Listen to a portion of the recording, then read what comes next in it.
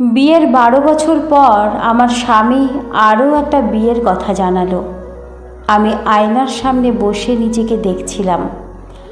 আমি তখন 35-এর কাছাকাছি একজন মহিলা। আমার চুলে অল্প পাক ধরা শুরু হয়েছে, মুখের চামড়ায় টান ধরা শুরু হয়েছে, শরীরে অতিরিক্ত মেদ তৈরি হয়েছে। 9টা-5টা অফিসের পর নিজেকে দেখার সুযোগ হয়ে ওঠে না আর। অপরদিকে অনন্যার বয়স 23 কিংবা 24 অথবা তার চেয়ে কম বা বেশি। কিছু কিছু মানুষের বয়স ঠিক আন্দাজ করা যায় না বলে ওর বয়সটাও আমি ঠিক বুঝি না। আমার মেয়ে নেহার জন্মদিনে প্রথম দেখলাম। মেয়েটা সুন্দরী, আমার স্বামীর অফিসের নতুন কলিগ। বেশ ভাব তাদের।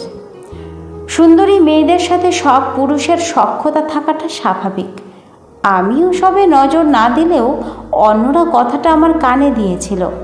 আমার মা এসে বলল, জামাইয়ের মতিগতি ভালো দেখছি না রে, সময় থাকতে আটকা। আমি হাসলাম।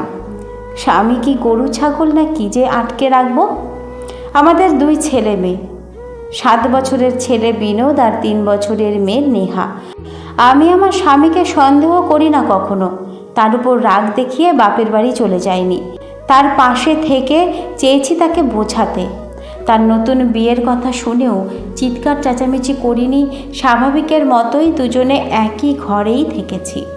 শুক্রবার সকাল সকাল ছেলে মেয়েদের মায়ের কাছে পাঠিয়ে দিলাম। আমার স্বামীকে বললাম, তোমার সাথে একটু বাইরে বেড়াতে যেতে ইচ্ছে করছে। সেও রাজি হয়ে গেল যেতে। অনেক বছর পর দুজনে একটা রিকশায় চললাম। বাতাসে আমার চুল উড়ছিল। আগের দিনগুলোর মতো আমার স্বামী আমার চুল সরিয়ে দিচ্ছে না।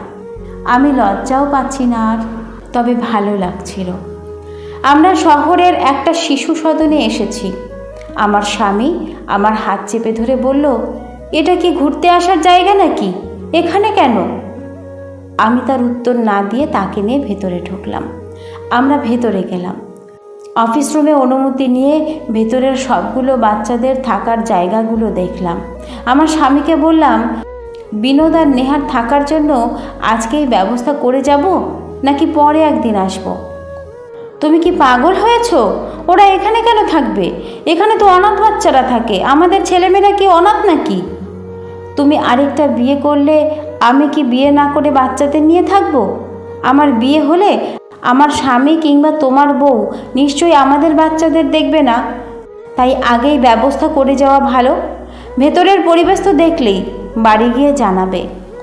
এই রকম পরিবেশে আমার ছেলেমেয়েরা থাকবে এটা আমি কখনো চাইনি আর চাইবও না। বাড়ি চলো, আমি আর একটু বাইরে ঘুরতে চাই। পার্কে যাব, আসো।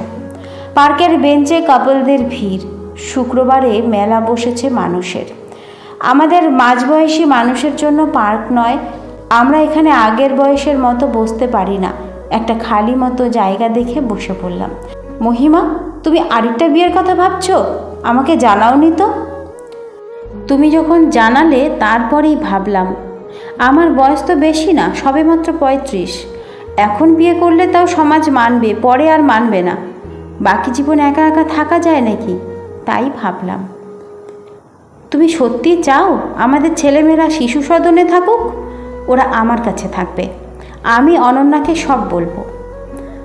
অনন্যা তার নতুন সংসারে আমাদের ছেলে মেয়েদের নিয়ে থাকবে বলে আমার মনে হয় না। আর ছেলেমেয়েরা আমাকেই মা হিসেবে চেনে। তারা অন্য কাউকে গ্রহণ করতে পারবে বলে আমার মনে হয় না। এতে ওদের মনের উপরে চাপ পড়বে।